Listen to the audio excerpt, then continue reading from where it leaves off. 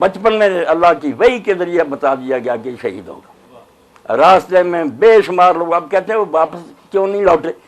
بالکل تاریخ ایمانداری سے پڑھیں، انہیں کوئی مغالطہ نہیں تھا۔ یہ جو کہتے ہیں نا کوفہ والوں نے بلایا وہ مغالطے میں آ گئے، نہیں، وہ کوفیوں کو بھی جانتے تھے کہ یہ کون ہے۔ ان کے والد وہاں رہے تھے، ان کے والد گرامی وہاں حکومت کرتے رہے تھے، ان کے بھائی وہاں سلطنت کر کے دستبردار ہوئے تھے۔ یہ آپ ان کے ساتھ وہاں ایک ایک بندے کو جانتے تھے کہ یہ کس قسم کے آدمی، انہیں مغالطہ کیا، انہوں تو بیوقوف آدمی تھے۔ جنت کے جوانوں کے سردار رسول اللہ کا بچہ، غلط فہمی کیا ہونی تھی، وہ سب کچھ جانتے تھے کہ میرا حشر یہ ہوگا۔ ایک موقع پر بھی تاریخ نہیں کہتی کہ انہوں نے کہا مجھے فتح ہوگی، نہیں، بلکہ جو لوگ ارد گرد سے ملتے گئے بدوی، ہر چشمے پر انہیں کہا میں موت کی طرف سفر کر رہا ہوں تو میرا ساتھ کیوں دے رہا ہے؟ ورنہ سیاسی لیڈر چلاکی کرتے ہیں، جانتے ہیں کہ ہمارے ساتھ کوئی نہیں، مگر سارا جہان میرے ہی ساتھ ہے، دھوکہ دے۔ امام حسین علیہ السلام بھی کہتے ہیں چلو جو خود بخود ساتھ مل گئے ان کو تو رہنے دوں، نہیں، ان کو کہا کیوں یار تم میرا ساتھ دے رہے ہو، میں موت کی طرف سفر کر رہا ہوں۔ کثرے بنی مقاتل، اس طرح دلیری سے موت کا استقبال کرنے والا ہمیں کوئی نظر نہیں آیا۔ لوگ مارے گئے، لوگوں کو دھوکے سے لوگوں نے شہید بھی کر دیا، مگر ایک آدمی جانتے بوجھتے موت کی طرف جا رہا اور اعلان کرتا جا رہا ہے کہ میں موت کی طرف جا رہا ہوں، تم میرا ساتھ کیوں دیتے ہو؟ لوگ چھٹ جاتے۔ اور کثرے بنی مقاتل آیا، ایک مقام ہے، آپ ذرا اونگ گئے اور سواری پر سوار سے ذرا جب بیدار ہوئے تو بار بار فرمایا انا للہ و انا الیہ راجعون۔ تو شہزادہ علی اکبر نے پوچھا ابا جی کیا بات؟ فرمایا میں نے ایک سوار کو دیکھا ہے جو ساتھ ساتھ چل رہا اور کہتا کہ یہ لوگ چل رہے ہیں اور ان کی موت ان کے ساتھ سفر کر رہی ہے۔ تو انہوں نے پوچھا لسنا علی الحق، ابا جی ہم حق پر نہیں ہیں؟ آپ نے فرمایا اس خدا کی قسم ہے کہ جس کے سوا کوئی معبود نہیں، ہم حق پر۔ تو بیٹے نے فرمایا ابا جی فلحال موت تو اعلیٰ من العسل، شاید اتنا میٹھا نہیں جتنی موت پیاری ہے۔ تو آپ نے فرمایا، تو امام علیہ السلام نے فرمایا مجھے تیرے جیسے بیٹے کی توقع ہے، میرے بیٹے کو ایسا ہی ہونا چاہیے، موت سے کیا گھبرانا، اپنے وقت پر آنی، مگر دین کے لیے جان دے، سوچ سمجھ کر دے۔ اور آپ دیکھ ہی رہے ہیں کہ جب یہی تاریخ تھی 9، یہی وقت تھا عصر کی نماز کے بعد، امام علیہ السلام اپنے خیمے کے آگے تلوار پر اس طرح سر رکھ کر آنکھیں بند کر کے بیٹھے۔ سیدہ زینب نے دیکھا کہ لشکر نے آگے بڑھنا شروع کر دیا۔ تو امام علیہ السلام نے جب دیکھا تو حضرت عباس علیہ السلام کو بھیجا کہ پوچھو کیا بات ہے، ان سے بات چیت ہو رہی تھی۔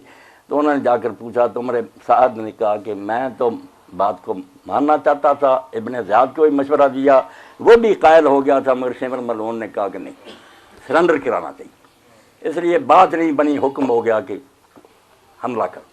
تو امام علیہ السلام نے کہا ان سے کہو کہ ٹھیک ہے ایک رات ہمیں مہلت دے دیں، اگلے دن جو چیز چاہے کریں۔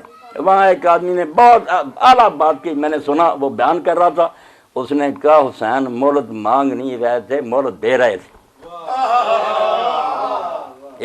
ایک رات زیادہ لینے سے انہیں کیا فائدہ ہونا تھا؟ لیکن ایک رات اگر مہلت مل گئی تو اس سے عمر لمبی ہوگی؟ نہیں، مہلت مانگ نہیں رہے تھے، مہلت دے رہے تھے۔ ان کو بھی مہلت دے رہے تھے کہ تم میں اگر کوئی سعادت مند اور خوش نصیب ہے تو توبہ کر لے۔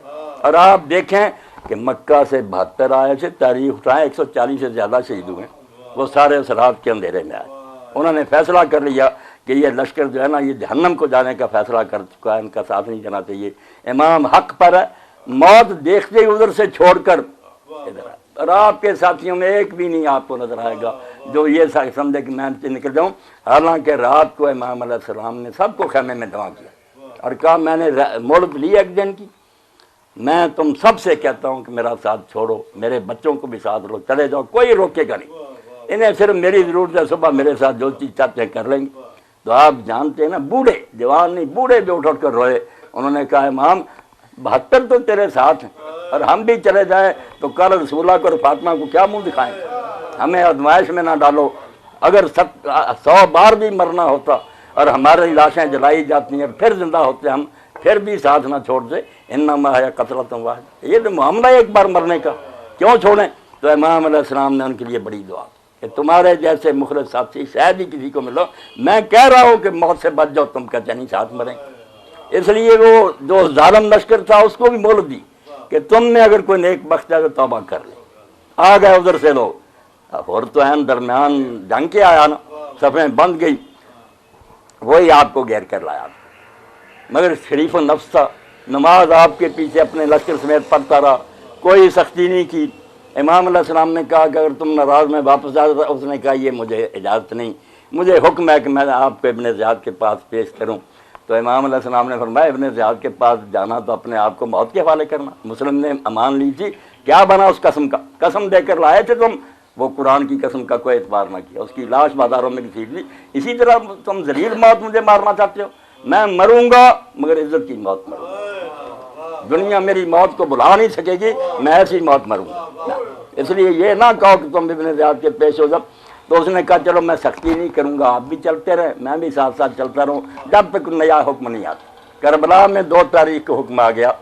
اب حیرت کی بات آپ سوچیں کہ 3 آبادیاں پاس ہیں، لوگ بس رہے ہیں، وہاں پانی ہے، رہائش ہے۔ امام نے کہا اور مجھے وہاں اترنے کی اجازت دے دو۔